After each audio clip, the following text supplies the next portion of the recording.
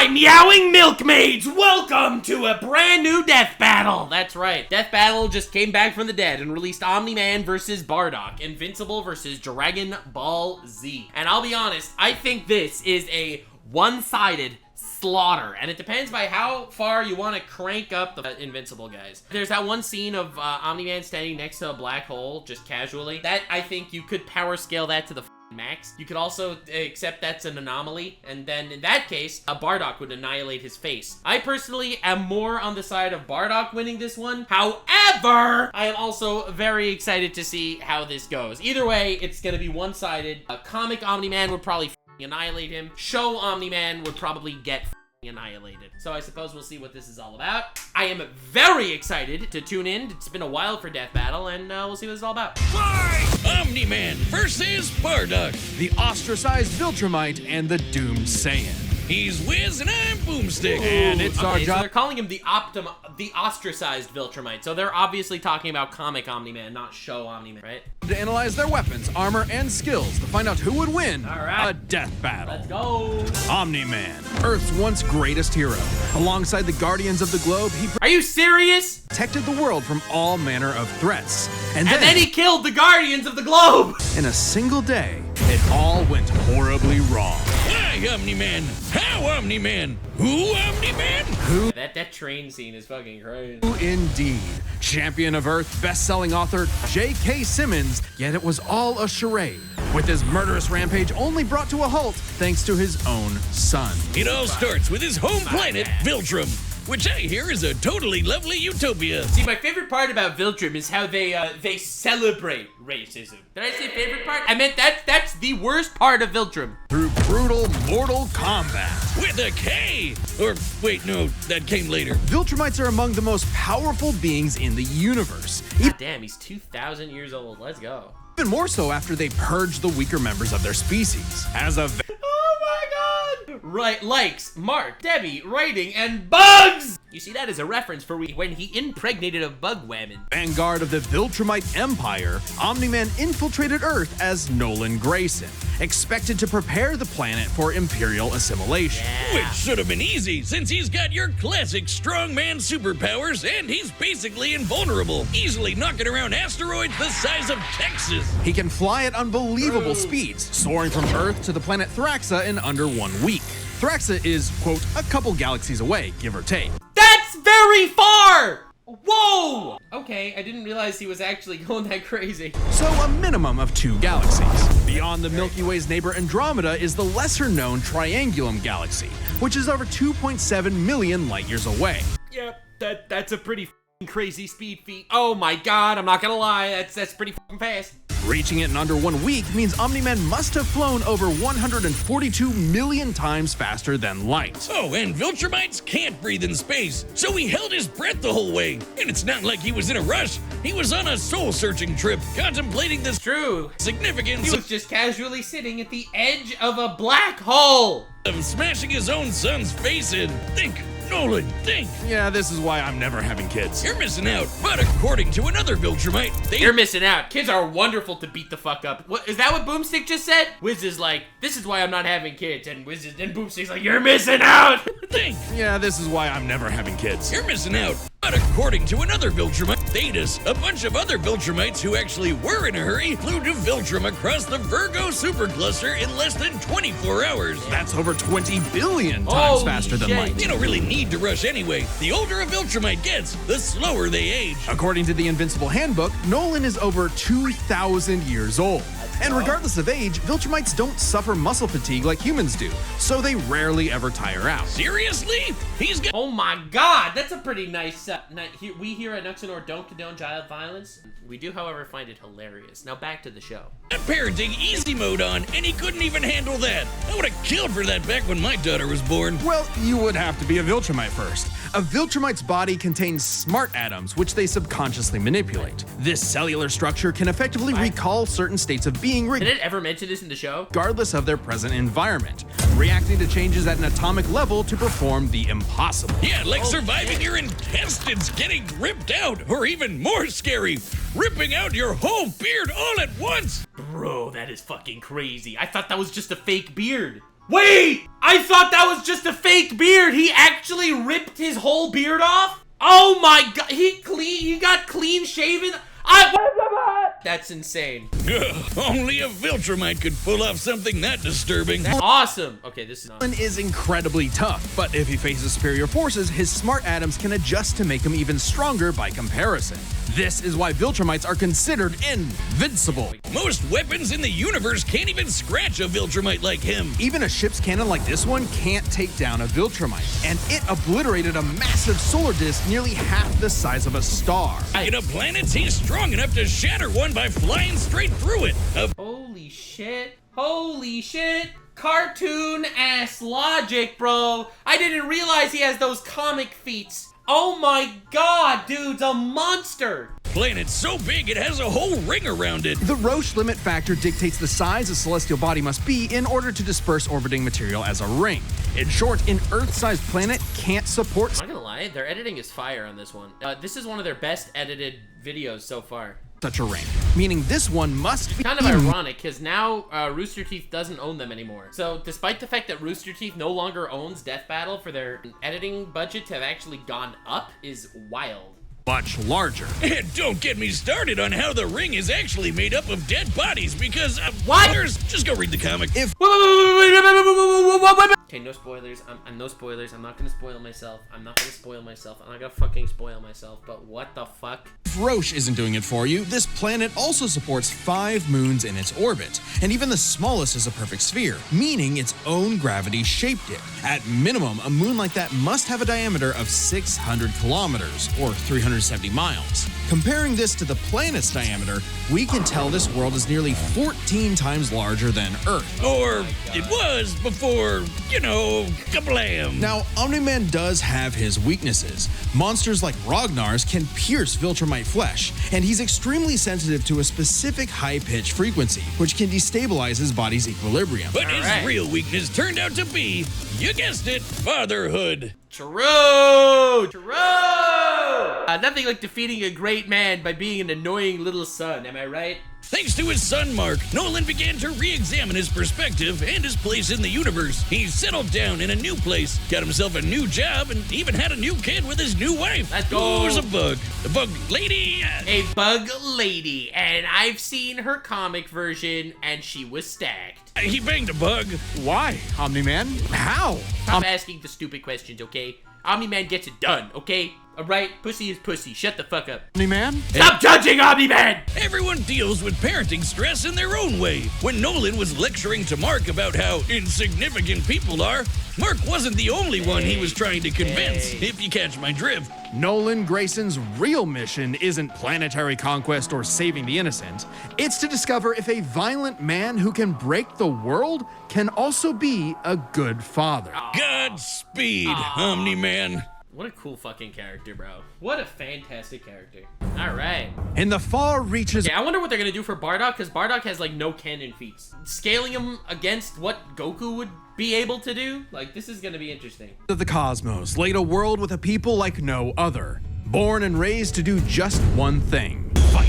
The Saiyans, a proud warrior They people are. from the How many times have they introduced Saiyans on this channel? planet Vegeta, ruled by, King Vegeta. It makes sense, okay? Well, narcissist punch. Exactly. Hey. Their pride blinded them to the truth of their impending doom. But perhaps one Saiyan represented the best of them, even during their waning glory days. Bardock! He's cool, he's crude, he's got a bad attitude, and if he goes apeshit, you're totally screwed. And guess what? He's father of Goku. Oh wow, I never would have guessed. Right? What a curveball. So what does that make to us? Who? Bardock was a cold-blooded killer, ruthlessly conquering planets in service to the Saiyans' Based. true overseer, Lord Frieza. They didn't just conquer planets, they wiped out every living thing, leaving Frieza uninhabited rocks to sell away. Bardock was an asshole. Well, until he wasn't. Bardock's story has evolved over the years, with multiple iterations to draw from. Including one where he's a brilliant scientist. Wait, what? Wait, what? Iterations to draw from. Including one where he's a brilliant Your father was a brilliant fighter, Kakarot, but he was a brilliant scientist. Wait, he was? scientist. Wait, Nani? But only one is considered officially. You don't know about the ocean dub? What the fuck's the ocean dub? Bardock invented a fake moon that lets them turn into ape without a moon. Wait, what? Oh, it was a dub thing. It was just a mistake in the dub. All right. Bardock's demeanor began to shift when he met and eventually married fellow warrior and had two sons, Raditz and Kakarot. No, Bardock didn't go totally soft. He was still a ruthless warrior. You know that iconic red headband of his? It's stained with the blood of his fallen friends. Hardcore. Bardock could fly. Bro, someone needs to introduce these guys to what's his face from Bakano. For those of you that are unaware of that reference, dude wears a white suit when he goes in to massacre people on a train so that he could see exactly how much blood scorched onto his suit.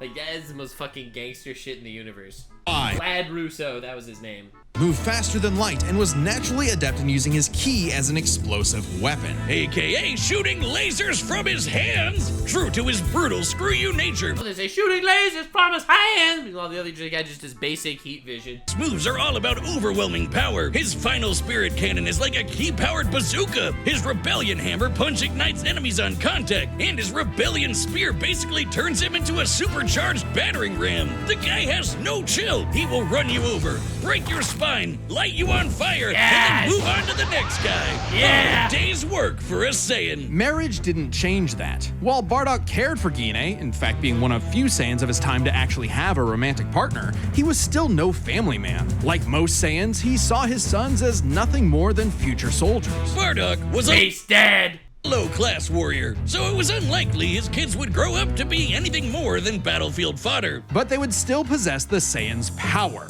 a transformation that was the key to their planetary devastation. Monkey! Monkey go! Ooh, ooh, a big monkey! Under the light of a full moon, a Saiyan with a tail manifests the Uzaru. This great ape form increases Bardock's power tenfold, turning him into an unstoppable kaiju. Quick, someone call Yajirobe! While some Saiyans can maintain control over this berserker form, low-class warriors like Bardock don't receive the same level of training as those of higher birth. Prince Vegeta's control is so precise he can speak while changed, but Bardock cannot. Hell, it's questionable. I mean, does he really need to speak, though? Like, that just cuts out the annoying dialogue. Bro can still kick tremendous ass. If he even remembers everything that happens when he goes full tilt gorilla, the Saiyan strategy is pretty much just monkey see, monkey smash. Bro, it's all about the smash. All about the smash.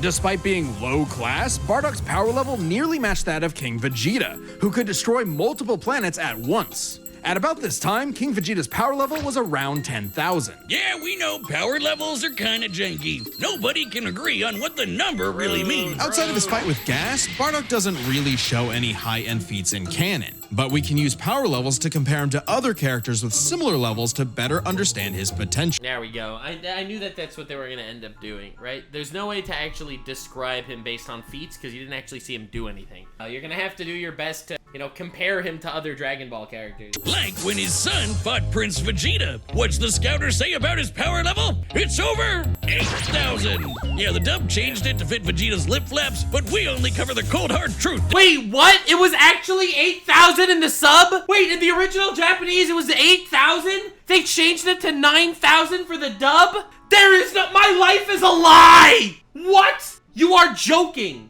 Oh, my childhood is a lie! I was gaslighted, bamboozled, flim-flammed. The cake is not real. What just happened? I have never been so bamboozled in my entire life. My whole childhood. Everything I know is false. The earth is flat. The government is ran by lizard people. Damn it. According to this movie pamphlet, Goku's power level between his fight with Vegeta and his trip to Namek was 10,000. This lines up with that previous reading and puts him on par with Bardock. Goku's training during the trip eventually raised him to 90,000 upon arrival, but this gives us a clear window. Yeah, early in the trip, he had to dodge a bunch of incoming asteroids and blast his ship away from a star, which is impressive considering the speed involved. The planet Namek is outside Earth's quadrant of the universe, and it took his ship 6 days to make the journey. Traveling a quarter of the universe's diameter would put the ship over 9.5 trillion times the speed of light. Oh my fucking fucking god. I love when they try to apply shit. They're just like, it took 6 days. The writers don't calculate at all, like, what that fucking means when they say 6 days. And Goku would have had to keep up with that kind of speed to do all that other stuff. Makes sense given far weaker characters could reach the moon in a fraction of a second. Should be trivial enough for Bardock. All this speed and power meant when Bardock and his team assaulted the planet Cereal, they went, cheerio! Bardock ravaged the planet, annihilating its people, until he found 2 survivors, a mother and her child. Some may call it weakness, others a moment of clarity. But Bardock was suddenly reminded of his wife and recently born son. He chose to spare the 2, and even pushed himself far past his limits to protect them from his own Frieza Force allies, who taunted that Frieza had dire plans for the Saiyans' future. This moment changed Bardock, making him more appreciative of his family and cautious of Frieza. When all the Saiyans were called back to planet Vegeta for mysterious reasons, he had a hunch something was up. So before his final stand, smashing through hundreds of soldiers before coming face to face with the tyrant, he sent his youngest kid away for protection. Superman style. Choice that allowed his son to thrive. And hey, that's what good parents do. A choice that would have a greater significance than Honestly, best dad in anime. I don't know why I never considered this, like, properly, but compare him to all the other shonen fathers, like, this dude was a mad lad. Oh my god. Bardock could ever imagine. And then Dildo Dickhead blew them all up and he died. Yep. Or did he? Bardock got killed so freaking hard he got blasted back in time. Actually, he was pulled away by Excuse me. these 2 who miscalculated and misplaced him in. What the lore is that? What the fuck canon is this? What the shit? Where did he find this shit? Nani? Death battle. We're only looking at the facts here. Also death battle. Random cutscene from Xenoverse. Incorrectly in the time stream. Blah, blah, blah, non-canon, whatever. He survived. Yeah! The canon is whatever I want it to be. Understandable and based. And when he realized what happened, he got so unbelievably pissed off, he went Super Saiyan. What? Bardock went Super Saiyan? Alright, I'll take it. What? Alright, this is very much an alternate universe what-if scenario, and it is jarring. But think about it. The Super Saiyan form is not achieved through training alone. Right. It requires dedication, introspection, victory, failure, love, and loss. Frieza destroyed the Saiyans because he feared the possibility of the Super Saiyan, a Saiyan with power that could rival his own. Right. But perhaps Bardock's transformation was more than simply a what-if. He had Bro, this is the fucking game theory. What are you doing? begun to take the very steps his son later would to achieve the form. Perhaps, if Frieza had hesitated, even for a moment, his fear would have manifested before him, right then and there. Damn. Interesting. Alright, I didn't look at it that way, but alright. Alright, I'll take it, sure! Put some respect on my boy Bardock. Pour one out for Bardock, who figured out how to be the truest Saiyan right at the end of it all. Right after he died. What a fucking legend. Damn, I love it when that happens. I know Kakarot would be proud. Hey, shout out to everyone who believed in us during our recent crowdfunding. Hell yeah. And joining you in that support is the first ever sponsor for an independent Death Battle episode, Manscaped. Manscaped's newest masterpiece is the Lawnmower 5.0. Yeah! It's what. All right, the combatants are set. All right, I'm We've ready, run baby. the data through all I'm possibilities. ready, baby! It's time for a death battle! What the fucking dance? Oh! Oh my god, do some Fortnite power scaling on this ass. Yo, pull out the Fortnite power scaling on what's his face. I don't know. I clearly remember when Omni-Man killed Goku in Fortnite. That's gotta be some sort of scaling feat. Alright, let's go. Honestly, I was really worried about the quality for this episode.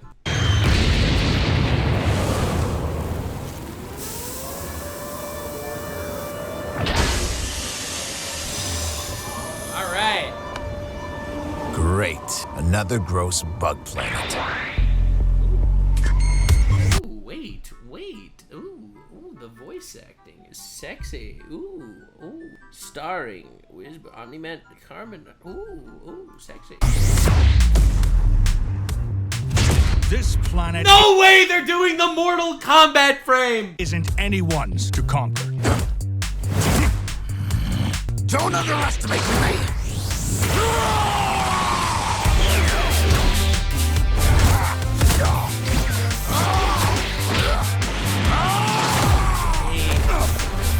Just like my son, sticking his nose in places he's not ready for. My sons would kick his ass! Bro, this is like the reverse version of my dad would beat up your daddy. My son would beat up your son.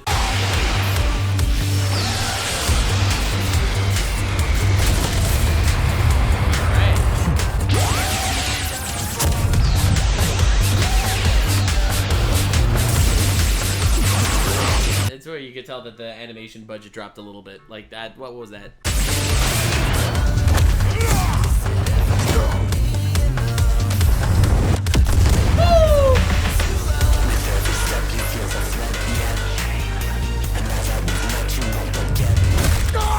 Whatever you are. Oh my god, that bro is looking down at this man. You're an embarrassment. But what she sees versus what you see.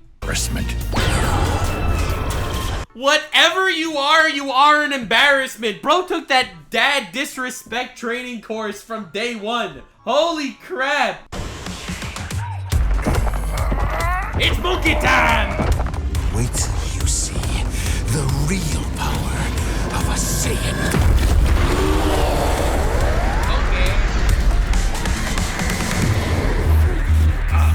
Am I supposed to be impressed? Bro's just thinking to himself, I don't know, if I was an evil space dictator, I would eradicate your entire race right now. Every white supremacist cell in Omni-Man's body is telling him to be fucking racist right now. Oh my god.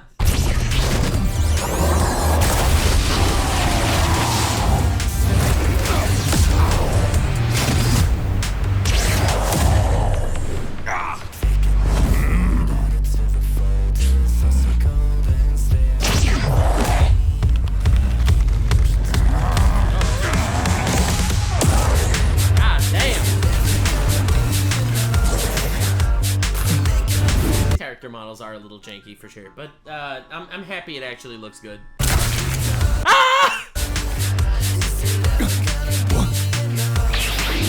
He ripped his tail off. It's okay, he was 10 times stronger, but it's time for him to become 500 times stronger with Super Saiyan. Shit. Yikes, bro, dick slapped him.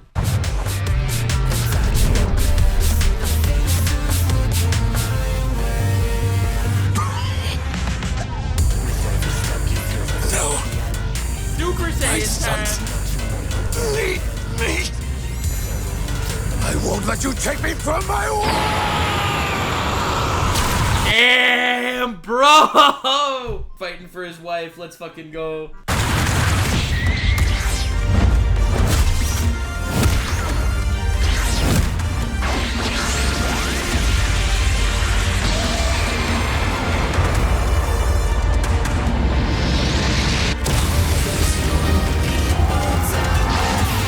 Oh, Saiyan Cell alley-oop. Saiyan Cell. That was the fucking Viltrumite cell.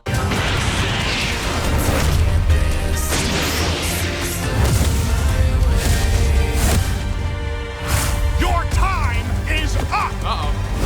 Saiyan! Oh my god! Holy shit! You said Saiyan. Remember it. Oh. Yikers!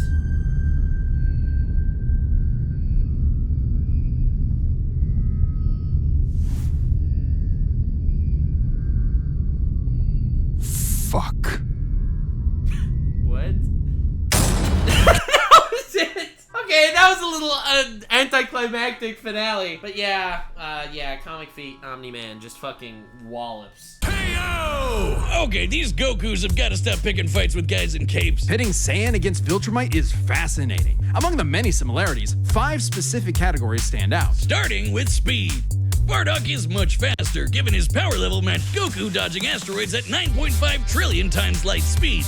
I love how that's like not a big deal for them. That is such a big deal. Much higher than the Viltrumite's fastest speed. Add on the 50 times multiplier from Super Saiyan and it's a huge difference. Bro, how that is such a big deal. Oh my god! Right, Bardock clearly has the speed advantage, but strength and durability are another story. Though it doesn't seem like it at first, Bardock scales to King Veggie, who wrecked 3 planets at once, and Omni-Man only smashed 1. But given how big that one planet was, the numbers are actually pretty similar, until we factor in the Super Saiyan boost, right? Well, there's a catch. A major plot point in Invincible involves the coalition of planets admitting that their weapons cannot hurt Viltrumites. So, when they're Oh shit. They're calculating based on the statement that the government can't hurt Viltrumites. However, and their weapons are pretty fucking strong. their ship's cannon obliterated this gigantic solar disk, it highlighted just how tough the Viltrumites really are. Again, that's durability. That's not the same as strength, right? This disk completely blocked the sunlight and heat between a planet and its star. And this is no ordinary planet. Its size and density are so high that its inhabitants are as strong as Viltrumites just due to living in its natural gravity. To fully block the light to such a planet and remain in consistent orbit, the disk would need to be positioned at its L1 point. So let's not forget that when King Vegeta blew up 3 planets, he didn't like shoot a laser at 3 planets. He waved his fucking hand and 3 planets just blew up. I feel like that is so different than, you know, shooting a Death Star blast at it. The spot that creates an uninterrupted view between sun and satellite, and the disk itself must be about half the diameter of the star in question. This means the scaling of the disk puts it at 3 septillion tons. That's 24 zeros! Which makes Omni-Man over 11,000 times stronger than base Bardock. Not even the Great Ape or Super Saiyan forms could make up that difference. So strength goes to Nolan. Still, numbers aren't everything. As far as versatility in combat goes, neither had one distinct advantage that could win outright. Omni-Man survives in space for much longer, but Bardock barely squeaks out the edge here thanks to his ranged versatility with key attacks and, of course, Super Saiyan. Okay, let's address the Super Saiyan Bardock thing. It's perfectly fair to question whether or not the form should be in this comparison at all. True. However, See, I wouldn't have even included it. I feel like it's not canon. I wouldn't have even included the Super Saiyan Bardock in here. Even so, Bardock zipping around would be untouchably fast. form included, Nolan still takes this, especially when it comes to our last 2 categories, experience and stamina. Yep, Omni-Man's been around a lot longer than Bardock, over 2,000 years, and even with Super Saiyan, Bardock's no master of the form. And without that mastery, the form drains the user's energies at an increased rate. Which brings us to what may be Omni-Man's most surprising advantage. Those weird smart atoms. Saiyans like Bardock can fight for days on end, but only for so long. Bardock possesses a limited pool of ki, which only depletes faster when using super forms like the Great Ape. Yeah, and Nolan really never gets tired because Viltrumites never ever get fucking tired. Contrast, Omni-Man's biology prevents him from tiring in most cases, letting him travel across whole galaxies for weeks non-stop. And his smart atoms adjust to counter whatever physical strain he's subjected to. Bardock's crazy speed and power made him a real challenge. But Nolan's strength, experience, and sheer endurance presented an unstoppable and unshakable force that would inevitably land the killing blow. Yeah, to be honest, including the comic feats, I would have for sure given it to Omni-Man as well. But I think underselling that speed feat is like insanely lowballing. And also taking it at face value that the max King Vegeta could destroy is 3 planets. When dude literally waved his hand and 3 planets blew up. Maybe if he would have waved his hand a little bit harder, he could have blown up a whole solar system. Like, it's such a wild strength feat. I feel like that's not really fair either. Push came to shove. Omni-Man raised the bar. Duck. The winner is Omni-Man. Next time on Death Battle. Persona Joker versus Giorno Giovanna. Oh my god, next one's gonna be fucking crazy. This one's nothing. Next one's gonna be crazy. And for 10,000 likes, I will watch it. But anyway, this was a one-sided massacre. Absolute dumpster fuck of a battle. Thanks for being here. Stay weird, fam. Like, subscribe, and this video was streamed live on kick.com/Nuxanor. See you there. Stay weird, fam.